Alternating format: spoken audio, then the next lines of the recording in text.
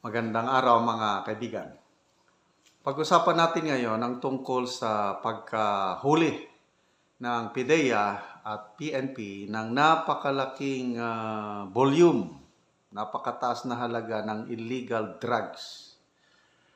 Maabot po ng 14 billion worth of illegal drugs ang nasamsam ng PIDEA agents at ang kapulisan sa Barangay Pinagkrusan, Alitagtag, Batangas City, April 15. So, ano ang ibig sabihin nito? Ano ang aking masasabi? Una, kudos o I commend, congratulations sa ating mga law enforcement agencies.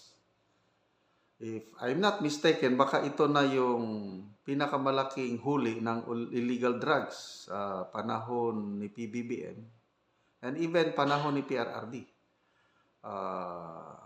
Noong 2022, yung kay Mayo, Police Master Sergeant Mayo, ilan ba yun? Halos 1 ton of shabu.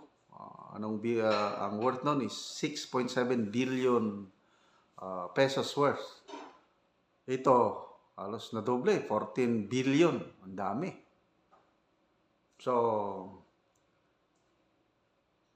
ang ibig sabihin nito is gumagaling ang ating mga law enforcement agencies sa pagsabat sa illegal nga droga.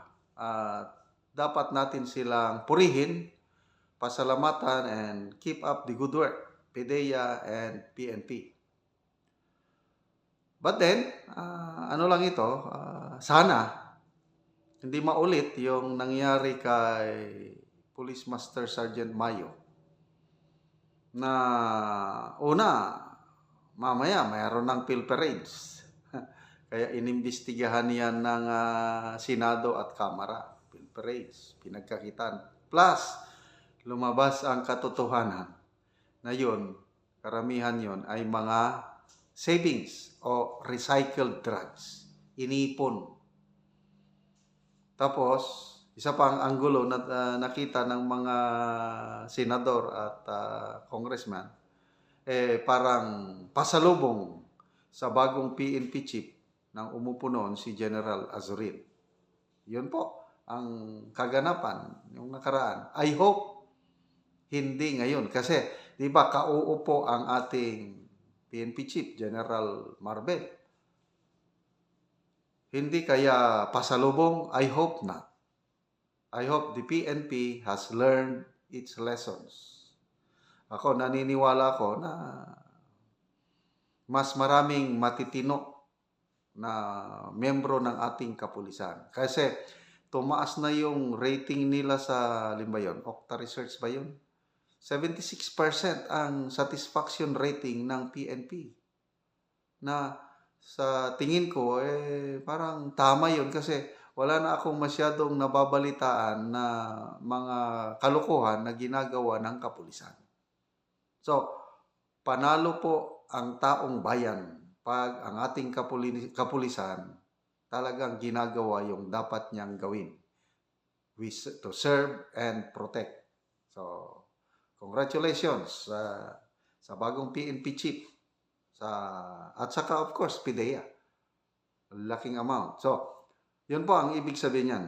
Magaling. But on the other hand, tingnan din natin. Hindi kaya lumalabas na itong mga drug lords, lumalabas na naman yung bumalik na yung sigla, kalakaran ng droga. Bumalik na yung kanilang aggressiveness sa bebenta ng mga bawal na droga. Kasi nag-iba ang policy ng administrasyong ito when it comes to drug war. Kabaliktaran nung panahon ni PRRD. Panahon ni PRRD is kamay na bakal. Anong order?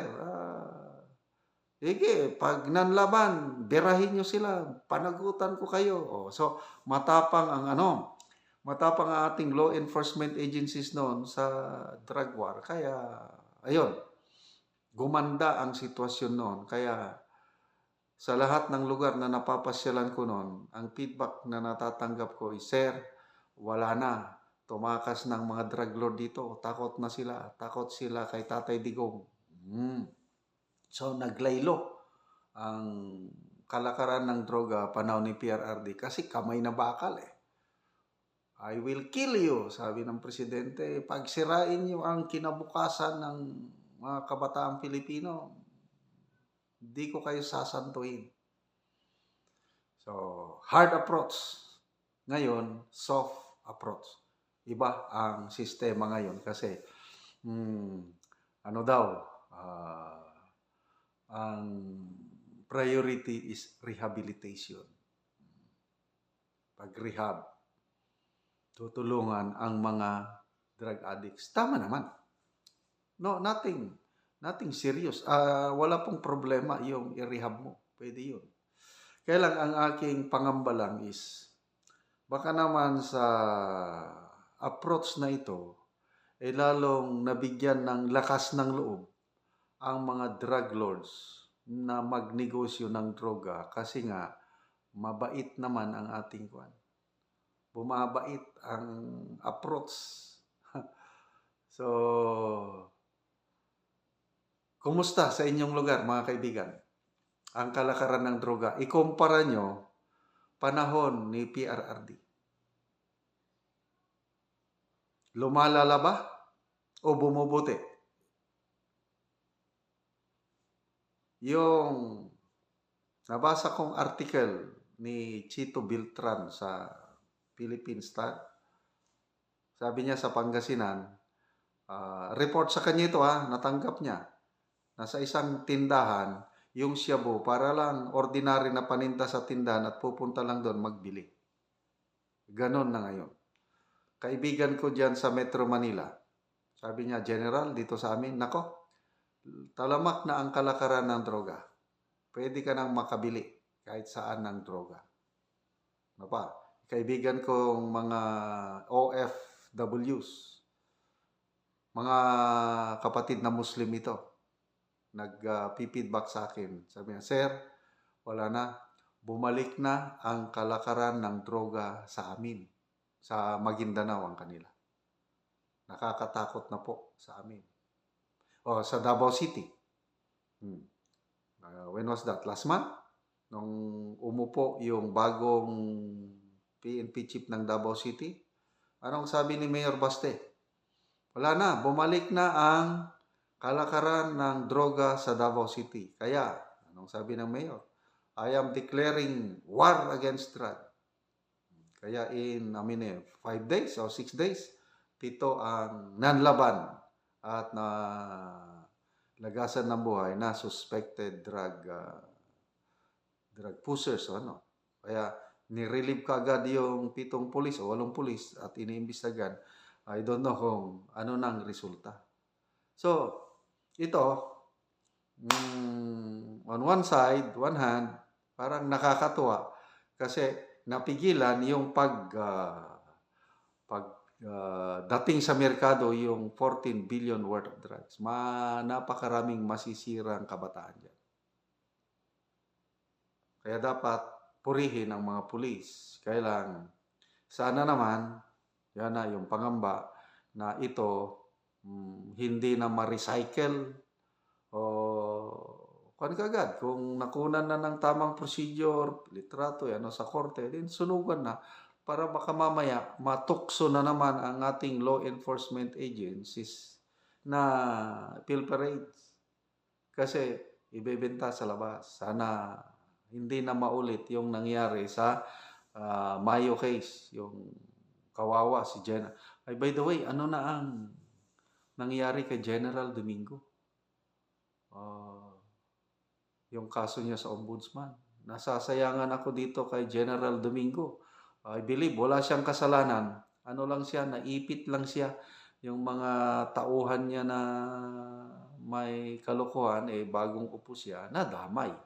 Kaya sayang yung karir ni General Domingo. But anyway, malinis ang konsensya ni General Domingo at maraming naniniwala sa kanya na hindi siya na-involve sa droga. So, Sana mabigyan tayo ng update. Ano na napailan sila ng kaso. Ano na ang nangyari sa mga na-file na kaso sa ombudsman. Ayun, ang alam ko si Master Sergeant Mayo na-dismiss na sa serbisyo. So, labanan sa droga, napaka-importante ito para sa akin. Kasi kinabukasan ng ating mga kabataan ang nakataya. Sana maagapan ito para sa ikabubuti ng future generations.